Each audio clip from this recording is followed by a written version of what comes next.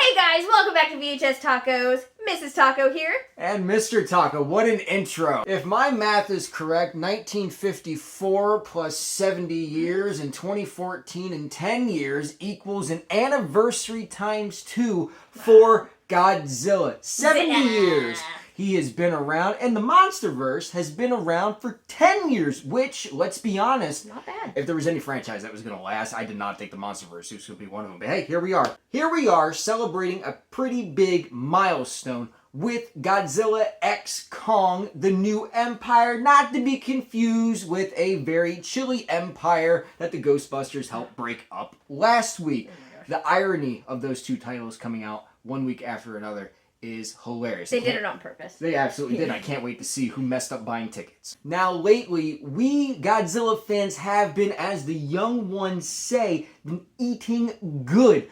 Of course, we had Godzilla vs. Kong just a few years ago, which really cemented the goofy nature of the Monsterverse. But then within the last 6 months, we have gotten an incredible, an extraordinary Godzilla -1 straight from Japan, which was fantastic. Really grounded him in a serious World War II setting. It was beautiful. It was heartbreaking. IMAX blew my mind. Very shortly thereafter, actually, I think it may have been even right before it, we had Apple TV Plus's Monarch series, which was also equally fantastic. And now here we are. Here we are with Godzilla x Kong, the new empire. I mean, really, if you're not a Godzilla fan by now, there's the door. Now, if you're expecting us to sit here and go into some super in-depth breakdown and analysis of the deep-rooted lore and the very many threads and plot stories and everything, that doesn't exist, okay? This is essentially a 100-minute WWF match. Not even WWE. This is the heyday WWF. We are here for the big guys. Yes. Really, just him.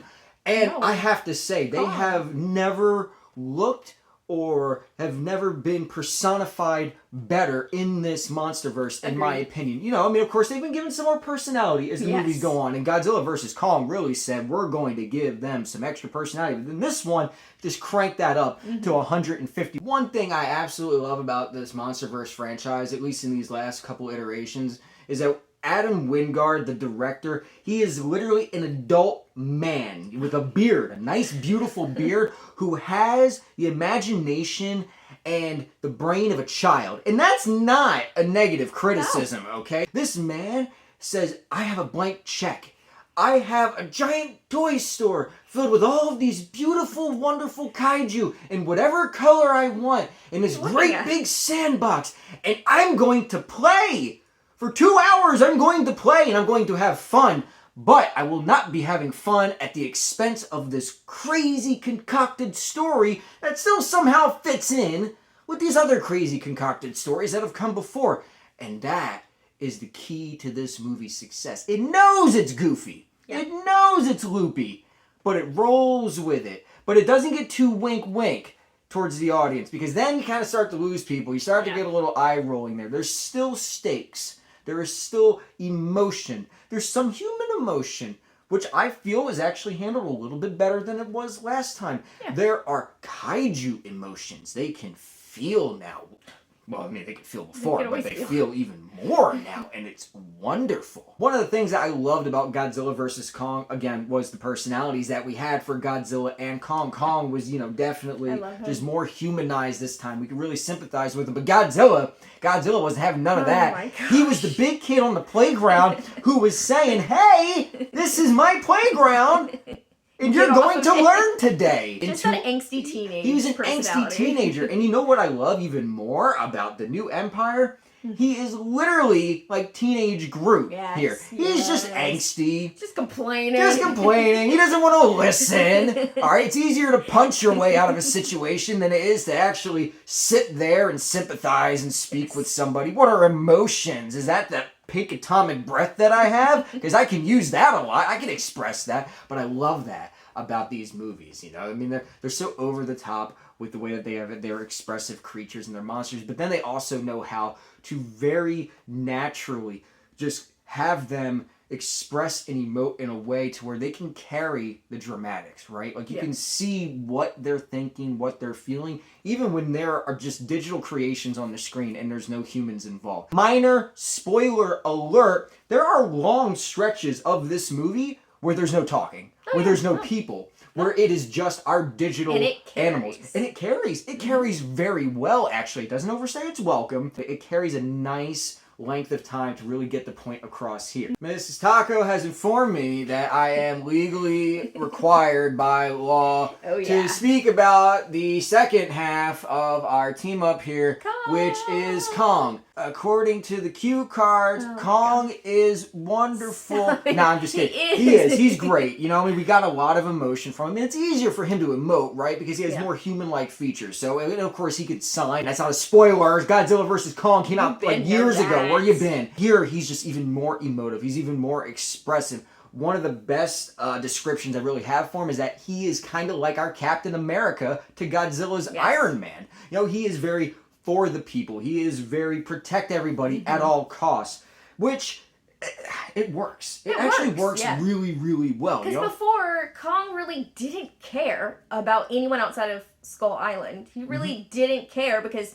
his family was gone. Now he sees the light. Now he has, according to the cue card over here, learned the value of family. Whereas Zilla's more cocky. He's more cocky. He's more arrogant. He's more like, I will help you if I slap you.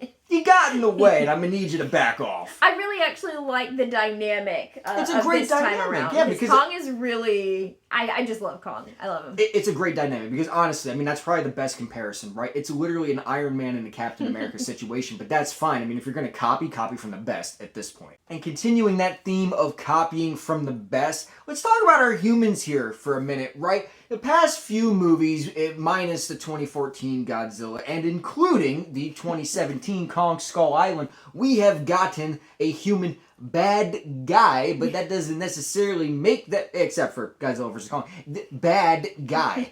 Here, we scrub our human bad guy problem in favor of a bad evil monkey by name of Scar King. And honestly, probably the best description for him is... He sucks. He sucks. He's a bad guy. He is probably the closest that we'll ever get to the Dark Knight Joker, and I'm going to end it on that note right there. So without a human bad guy, that leaves us with human good guys. And honestly, the group of people that we have here are extremely, extremely enjoyable. And when I said if you're going to copy from the best, we basically have discount Star-Lord here. It's a blonde white guy who loves his music to the point where he's got a rocking pair of headphones. He's charismatic. And he's charismatic. He's got a little flirtation. He has an interdimensional flying ship. I mean, the dude is literally Star-Lord. He's like intergalactic king. That's what we're going to call him. Whoa. Yeah. No, but he's great. Dan Stevens plays just the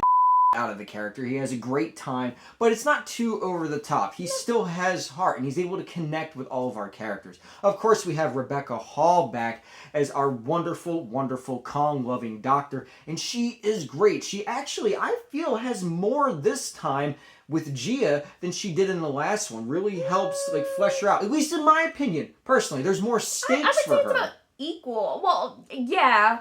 I don't know. I would just say the whole human cast really should get an award for best supporting roles because they really didn't take over the shine of all of the big guys.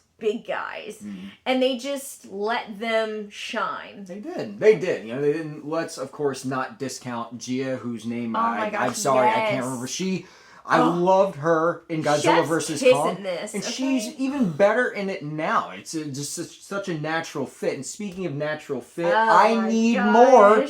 I'll never not say it. I need more Brian Tyree Henry in my life because Bernie, podcast tinfoil hat Bernie is even better. But I've noticed, I couldn't help but notice that. Minor spoiler alert, they toned him down a little bit right? Because he was super like, ooh, you know, there's Because fluoride in the water. again, But he's a little bit more chilled this You have to understand the environment that he's in. He's so mind-boggled and just taking it all in. It's true. It's a kind of a fish out of water situation, and that's the end of that minor spoiler. We had the wonderful, wonderful fortune of catching this in IMAX because I have made it my solemn vow ever since 2019's King of the Monsters to catch every single Godzilla movie in IMAX because I didn't know what I was missing until I actually sat down, and that was my first IMAX experience.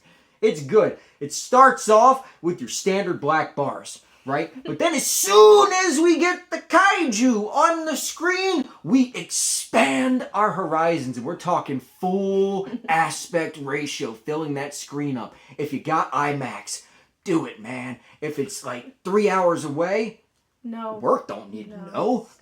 You're feeling, oh, feel so good, Mr. Bond. As you can tell, Mrs. Taco and I both kind of so, not really the biggest fans of... I won't watch it ever again. I'm kidding. I'm actually going back. Godzilla X Kong, which is totally WWF at that point. The new Empire is fantastic. It is goofy. It is fun. It's a great escalation. It's emotional. It is surprisingly emotional. Now, yeah, you know, the humans are a little one note, minus a couple bits here and there, but I didn't come here to see the humans. Not at all. So if you guys had a chance to check this out, of course, let us know down in the comments below. If you think that there's only room for serious Godzilla movies, that's the only thing that can exist. There's the other door. You're more than welcome to come back in and then go out that one. And that's a window you can go out of. And until next time, guys, this has been VHS Taco signing off. What do you think, little guy? Spring Onk indeed. Adios. Bye.